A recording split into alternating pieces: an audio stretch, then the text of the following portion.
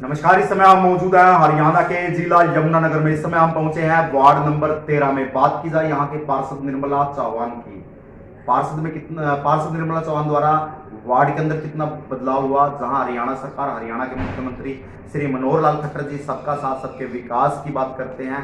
लेकिन हम आपको बता दें, यह पार्षद कांग्रेस पार्टी से संबंधित रखती है। अक्सर भाजपा पर भी आरोप लगते रहते हैं कि जहां पर कांग्रेस का पार्षद होता है वहां पर कम पैसा आता है ताकि विकास ना हो सके और छवि धूमिल हो।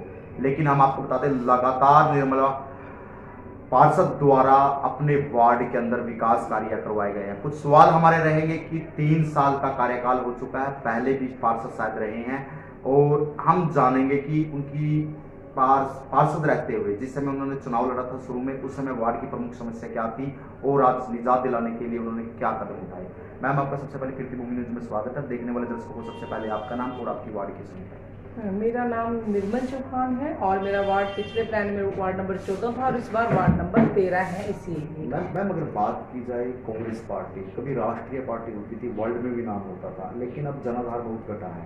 अगर बात की जाए, काफी स्टेट कांग्रेस भी हारती हुई नजर आ रही है, इसका कारण क्या है? ऐसा नहीं है कि जनाधार घटा है। हार जीत तो प्रकृति का नियम है, दिन के बाद रात, रात के बाद दिन आती है। पहले भी कई बार ऐसा हुआ है कि पार्टियां हारी हैं और फिर से अपने उस पर खड़ी हो गई हैं। कुछ गलतियों के कारण हार जीत तो लगी रहती है, सिस्टम का एक हिस्सा है। और कांग्रेस पार्टी कभी खत्म होने वाली पार्टी नहीं है, क्योंकि देश की आज़ादी से लेकर जितना बलिदान कांग्रेस पार्टी ने दिया है, उस समय उतार चढ़ाव का होता है, वो दोबारा ठीक हो जाएगा हर रात के बाद। अगर आज बात करी जाए, आम पार्टी का चेहरा भी ऊपर कर आया है। जैसे पंजाब के अंदर पूर्ण बहुमत से सरकार बनाना, अब हरियाणा की बारी है, तो कांग्रेस की अब क्या रणनीति? देखिए, मैं तो कांग्रेस की छोटी सी कार्यकर्ता हूँ, इतनी बड़ी नेता नहीं हूँ कि इन पर टिप्पणी करें। रही बात उसकी, यहाँ आजकल दिखावे का काम हो रहा है। जैसे बीजेपी का प्रचार प्रसार रहता है सिर्फ मीडिया को लेकर और लोगों को टेलीविजन पे विकास दिखता है, नहीं तो चाहे गुजरात मॉडल के आप हाल देख लो और बाकी देश का महंगाई में क्या हाल हो रहा है जो कोई टीवी चैनल नहीं दिखा रहा है। गरीब आदमी का भूखे मरने के बात हो गई, यही आप पार्टी का है।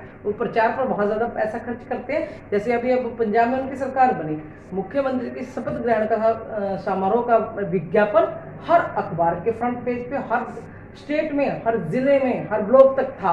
क्या वो बिना उसके था? तो आपको पता ही, करोड़ों रुपए सिर्फ प्रचार पे खर्च करते हैं और मीडिया का साथ अगर देते हैं। आज की बात की जाए, पेट्रोल का रेट 106 रुपए कुछ पैसे हैं। हाँ।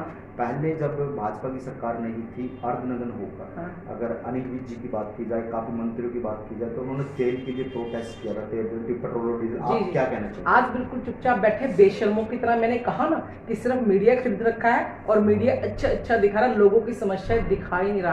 जो मध्य वर्ग थे, निम्न मध्य वर्ग में आके, जो निम्न मध्य वर्ग थे, वो गरीबी की रेखा के नीचे आ चुके हैं बिल्कुल, और कोई उनकी सुनवाई नहीं है। आपको पता है, हर डिपार्टमेंट आज सड़कों पर बैठा है। और आज ही मैंने एक बयान सुना है कि एक मंत्री का, मैंने उसमें फेसबुक पे ही देखा, वो कह रही थी कि तो प्रधानमंत्री जी ने अमीरों की कमर तोड़ी है पेट्रोल महंगा करके, क्योंकि कार तो उनके पास है। वो आज भी नींद से सोई हुई है। वो कह रहे हैं, वो चाहते कि भारत का आदमी, वो कहते रिक्शा और साइकिल पर ही चले। तो ये इनकी सोच है। और इसमें तो मैं चाहूंगी, चाहे बड़े बड़े मीडिया घराने, उनका बहुत बड़ा हाथ है। टीवी चैनल पे अच्छा दिखा रहे हैं, आम लोगों की समस्याओं को कोई उठा ही नहीं रहा है और एक तरह की तानाशाही हो रही है। लगातार बात की जाए हरियाणा के अंदर त्राईमाम भ्रष्टाचार के लिए, करनाल की बात की जाए, डीटीपी पकड़ा गया, तहसीलदार पकड़े गए, और यमुनानगर में भी कोई प्रॉपर्टी आईटी का भी प्रॉपर्टी चला हुआ है। यशक कंपनी थी जिसको ठेका दिया गया, उन्होंने कहा यासी कंपनी ड्रोन से ही सर्वे कर दिया गया, किसी के नाम गलत, किसी के मोबाइल नंबर गलत,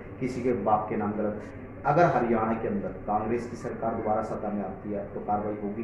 बिल्कुल होगी। पहली बात तो मैं कहती हूँ, कितनी शर्म की बात है कि सीएम जहाँ पर बैठे, सीएम सिटी में इतने भ्रष्टाचार उजागर हो रहे हैं, बार बार करोड़ों अरबों रुपए के घोटाले हो रहे हैं, हर जिले में है। यमुनानगर में भी आप देखेंगे तो चाहे वो निगम में हो, चाहे प्रॉपर्टी आईडी के नाम पर, तो बिल्कुल ही पैसा सीधा वहीं से टेंडर होते हैं, वहीं ठेके पैसे चले जाते हैं, कोई घरों में आके नहीं किया। हर आईडी गलत बनी है। और इसी तरह चाहे वो यहाँ का भी डीटीपी का देख लेना आप कामकाज, और पूरी तरह से भ्रष्टाचार हावी है।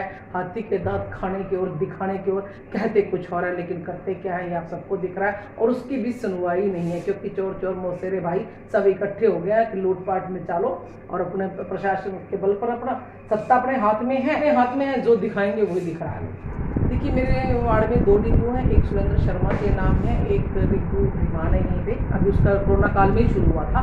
कोरोना काल में जो मैं राशन बताऊँ, ये कहते हैं ना कि ये अनाड़ियों की सरकार है, अनाड़ियों की। बीपीएल कार्ड पे जिनको राशन मिल रहा था, उनको ने जैसे एक परिवार के 5 सदस्य थे, उसको 5 किलो के हिसाब से 25 किलो अनाज मिल रहा था, उनको तो दुगना कर दिया बेवकूफ़ों ने, उसको 50 किलो कर दिया। एक आदमी 5 ही किलो का जब सेशन था, 10 किलो थोड़ी खाएगा और बाकी भूखे मरते रहे। उसमें इतनी समस्या है, बाकियों को तो अनाज मिला ही नहीं। सर्वे करा के धूप में टीचरों से कराया, बीएलओ से कराया, वो सब एक तरफ बस्ती में गया। सिर्फ उन लोगों को राशन मिला। तब हमने मोटिवेट करके अपनी महिलाओं को, जिनके कुछ के बीपीएल कार्ड थे, एक बार का राशन किसी दूसरे को दान कराया। वो पेपर में भी कटिंग आपको मिल जाएगी। कल परसों भी मेरी फेसबुक पे आई थी, मैंने शेयर की। इस टाइम तो बीपीएल राशन कार्ड पे आटा मिल रहा है, गेहूँ मिल रही है और एक नमक का पैकेट और एक सर्फ मिल रहा है। बाकी तो इन्होंने बंद कर दिया है। मैं जनता को यही संदेश देना चाहूँगी, जागिए और अपने आसपास देखिए। सिर्फ टीवी चैनलों का भरोसा मत कीजिए कि जो उसमें दिख रहा है अच्छा। अपने नज़दीक देखिए किसका क्या हो रहा है, आपका पड़ोसी क्या हालात है। रोज़गार खत्म हो गया, कुछ नोटबंदी ने ख़त्म कर दिए थे और उसके बाद लॉकडाउन में रेडी फड़ी वाले इनका निशाना है, गरीब इनका निशाना है, क्योंकि सरकार गरीबी मिटाने नहीं, गरीबों को मिटाने के लिए आई है। अपने आस पड़ोस में देख के आंकलन कीजिए कि क्या हुआ है आपका।